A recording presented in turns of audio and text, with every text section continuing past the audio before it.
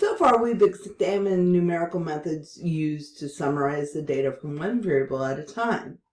Often managers or decision makers are interested in the relationship between two variables. Two descriptive measures of the relationship between two variables are called the covariance and the correlation coefficient. So the covariance is going to be the measure of the linear association between two variables.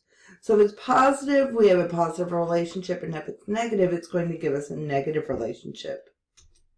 Our correlation coefficient is also a measure of linear association, but not necessarily causation.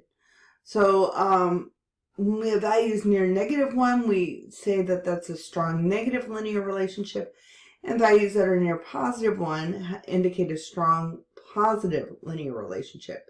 The closer the correlation is to 0, the weaker that relationship is going to be.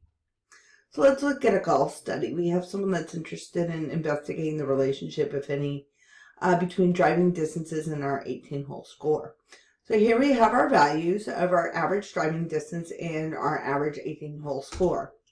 So here, X is your average driving distance in yards, and Y value is the average score on 18 holes.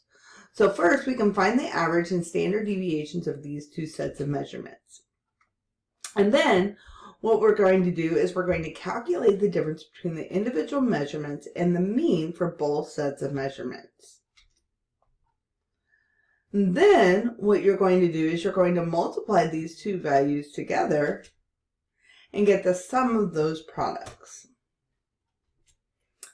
So to get our sample covariance, you're going to take that -35.40, and then you're going to divide it by n-1. So we had 6 observations minus 1.